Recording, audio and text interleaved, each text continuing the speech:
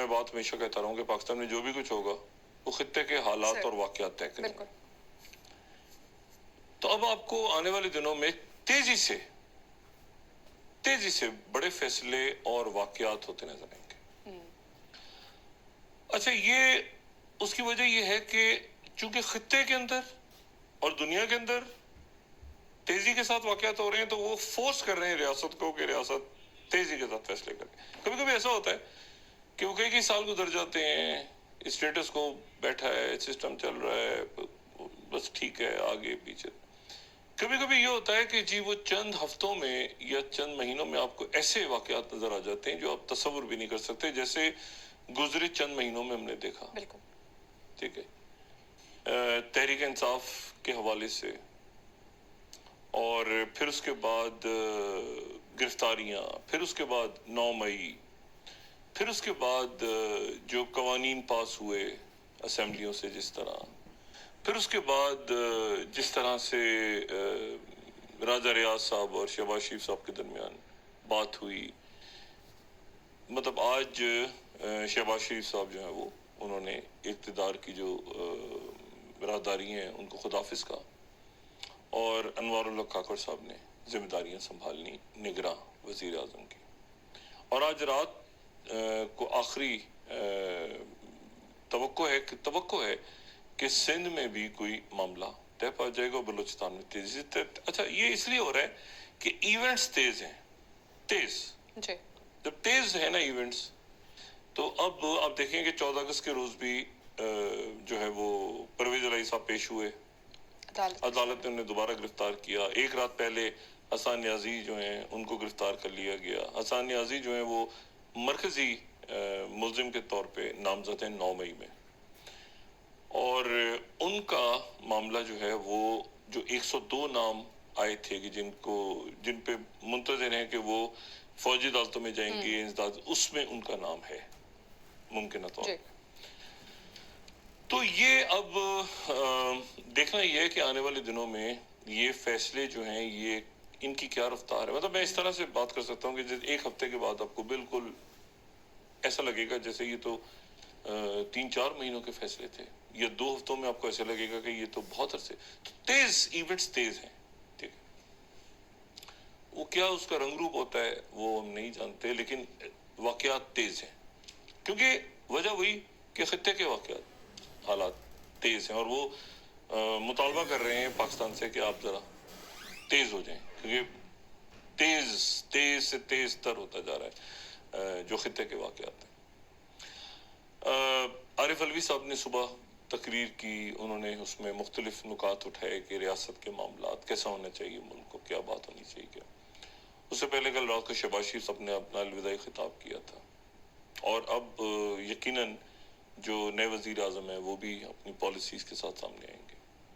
और इस दरमियान जो आर्मी चीफ की कल की स्पीच थी, एक तो बात उन्होंने यही की कि मायूस नहीं होना चाहिए और आगे बढ़ना चाहिए, लेकिन दूसरी बात यह कि उन्होंने कश्मीर का खास तौर पे जिक्र हुआ है कि कश्मीर में, मकबूजा कश्मीर में जो कुछ हो रहा है और जो वहाँ पे मजालिम ढाए जा रहे हैं, तो वो बिल्कुल हमारी नज़रों में है। और जाहिर है कि मकबूजा कश्मीर में जो कुछ हो रहा है, तो एक पाकिस्तान की जो एक पॉलिसी है उसका उन्होंने, जो स्टेटिक पॉलिसी जिसे पाकिस्तान की हुकूमत आए जाए कोई स्टेटिक पॉलिसी, उसका उन्होंने दोबारा यादा किया उस तकरीर में।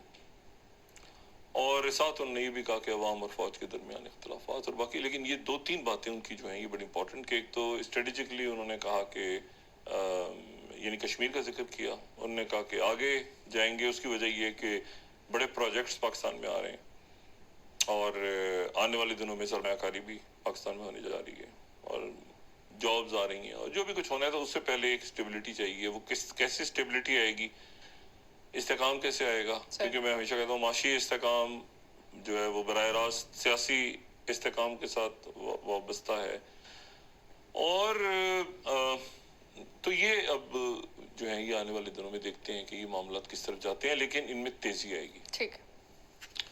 अच्छा, इसमें जो 2-3 बातें मैं अब ये बस यहाँ कह के रुकते हैं, अभी यहाँ कह के रुकते हैं, और उसकी वजह ये है कि अब जो तेजी आएगी तेजी सूरत में आएगी कि सूबों की हुकूमतें, मरकज की हुकूमत, मतलब एक ट्रांजिशन फेज में है। तो इस ट्रांजिशन में होता है ना कि हम इस वक्त कोई हतमी बात नहीं कर सकते कि आने वाले दिनों में ये जो मुल्की इस्तेकाम, मुल्क के अंदर इस्तेकाम है, ये किस सूरत में आएगा। लेकिन ये जो अदम इस्तेकाम और ये सारा, इसको ये ख़त्म होगा, इसको करना पड़ेगा ताकि मुल्क, रियासत आगे बढ़े और अहम फैसले ले सके रियासत।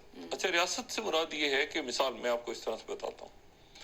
देखें, ये जो अगले 10 दिन है या अगला महीना कह लें, ये बहुत अहम है पूरी दुनिया में। अच्छा, और उस दुनिया में जब आप खित्ते में, दुनिया में रहते हैं, तो फिर आप डिस्कनेक्ट नहीं हो सकते। मतलब जो ईरान में हो रहा है वो आप पे असरअंदाज होगा, जो आपके यहाँ हो रहा है उसका कोई ना कोई असर भारत पे, भारत में जो कुछ हो रहा है उसका असर बांग्लादेश, बांग्लादेश में जो कुछ हो रहा है उसका असर, मतलब अब तो बल्कि बॉर्डर से भी हट गए हैं ना, दूर। मतलब जो नाइजर में हो रहा है मिसाल के तौर पे, तो पता चला नाइजर में जो हो रहा है उसका ताल्लुक रशिया से निकल रहा है। एक ताल्लुक है ना रशिया का, बिल्कुल। और चाइना की वहां पे इन्वेस्टमेंट्स हैं। तो ये आप एक पूरी जो जिस दुनिया में रहते हैं यार, तो उस दुनिया में सरहदें जो है वो ऑलमोस्ट यानी हैं भी लेकिन नहीं भी हैं। लोग एक दूसरे के साथ कम्युनिकेट कर रहे हैं, एक तो ऊँटों पे बैठ के और घोड़ों पे बैठ के या पैदल किसी दौर में खत लेके जाया करते थे लोग। तो आज तो एक मतलब लम्हा भी नहीं, और आपके पास ईमेल और व्हाट्सएप और ये सारा। तो अब ये तेजी है आने वाले दिनों में। अब मैं आपको ये बताता हूँ ना, सिर्फ फिर जरा आपको बताता हूँ कि यहाँ पर पाकिस्तान के ऊपर भी एक, आप समझ लें कि रियासत के ऊपर एक दबाव है कि अब तेज आगे जाएंगे। वजह शुरू करते हैं बिल्कुल पड़ोस से, ठीक है। भारत और चाइना के दरमियान आज 19वां राउंड हुआ है, जिसमें जो उनके लाइन ऑफ एक्शन कंट्रोल के ऊपर एक तनाज़े चल रहा है जिसको चाइना नहीं मानता, मैकमोहन लाइन, और हम बहुत दफा डिस्कस कर चुके हैं। 19वां राउंड हुआ है और ये कुछ 7 घंटे से ज्यादा देर जारी रहा है। और इसमें जो है वो वही बात कि जी उनकी तरफ से यकीनन इस वक्त एक बात भारत की तरफ से हो रही है, बार बार हो रही है। ये चुशल मोल्दो के इलाके में ये हुआ, और ये जो है ये डायलॉग इसलिए इसकी अहमियत है क्योंकि डैम चौक और डेस्पैंग और इन जगहों के ऊपर कोई पेशरफ्त नहीं हुई, और बाकी जगहों पर भी कोई खास पेशरफ्त नहीं हुई।